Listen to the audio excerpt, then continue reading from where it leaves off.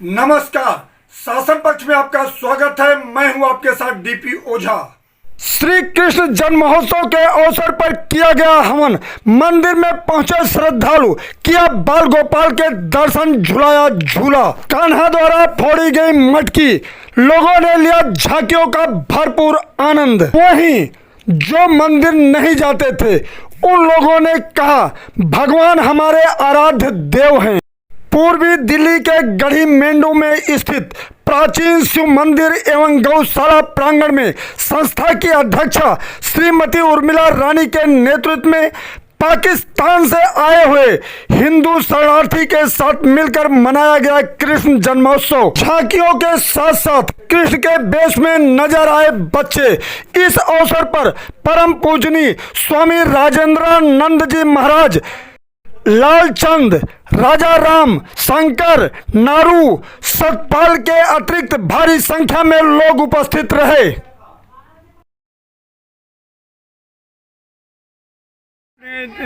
भगवान कृष्ण जन्मोत्सव के महोत्सव में यहाँ आप लोगों ने हवन कराया है, क्या कहना चाहेंगे इसमें?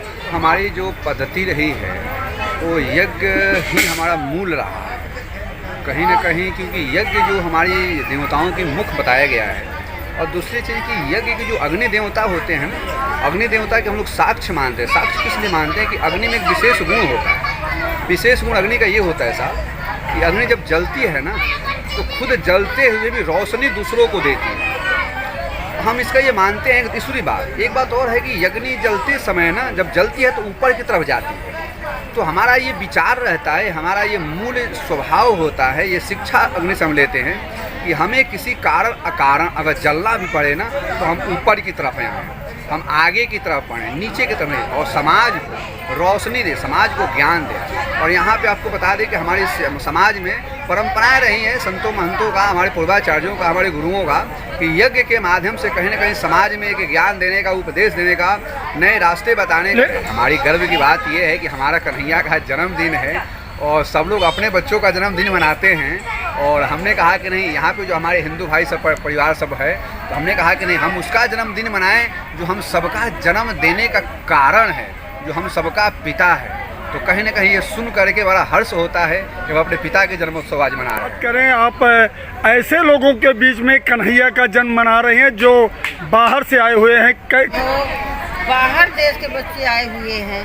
अब वो पिछले जन्मों के जहाँ पिछले कैसे भी समझो कि भटक गए थे, अब वो आ गए हैं तो उनको तो कुछ सिखाना पड़ेगा ना। किसी भी रूप में कैसे में बिना प्रभु के कोई काम नहीं होगा।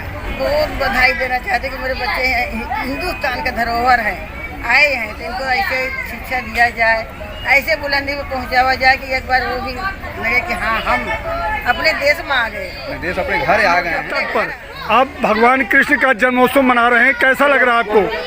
ये हमने पाकिस्तान से अपना धर्म नहीं छोड़ा, मुल्क छोड़ दिया। सब बच्चों को लेके भारत माता की शरण में आ गए हैं। आपको कैसा लग रहा है यहाँ? यहाँ बहुत बढ़िया है। यहाँ गुरुद्वारे में बैठे रहे थे, 1 साल गुरुद्वारे में बैठे रहे। माता जी की कृपा हुई, सबको यहाँ बसा दिए माता जी ने। कितने घर लगे? ये 200 परिवार हैं, 450 आदमी हैं।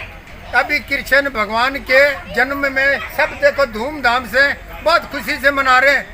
नहीं तो जैसे पिंजरे में तोता रहता है, पाकिस्तान में ऐसे रहते थे और कोई ये त्योहार नहीं मना सकते थे। हिंदू धर्म का कोई पता नहीं था, वेद शास्त्रों का कोई पता नहीं था। यहाँ पे आके इसका मतलब आप भारत में आने से आपको खुशी है? आप भारत में आके खुशी है। दिवाली भी मनाएंगे, होली भी मनाएंगे, राखी भी बंधाई है, बहुत खुशी से रहेंगे, आगे भी रहेंगे। भारत माता की जय। कि कृष्ण के बेटे का नाम प्रद्युम्न और पुत्र के पैदा होने से पूर्व कृष्ण ने अपनी पत्नी से कहा कि हे देवी, मैं अपनी पहली संतान जो चाहती हूँ वो केवल बिल्कुल आप जैसे चाहती हूँ।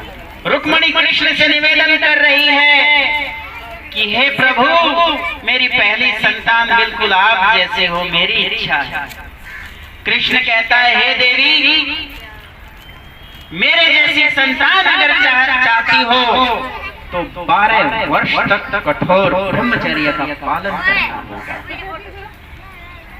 तब कृष्ण और माता रुक्मिणी ने 12 साल तक ब्रह्मचर्य का अखंड पालन किया। संतान उत्पन्न हुई बंधुओं, वो देखते ही वाह आंखें फटी की फटी रह जाती हैं।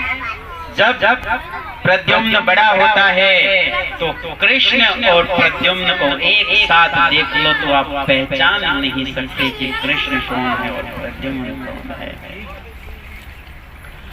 और वेद भी कहता है अपनी सुक्ति में, अनुव्रतः पिता पुत्र।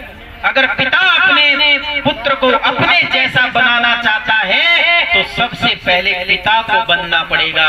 पिता को अपने अंदर श्रेष्ठ विचार धारण करने पड़ेंगे। पिता को अच्छा बनना पड़ेगा, तब पुत्र अच्छा पैदा होगा।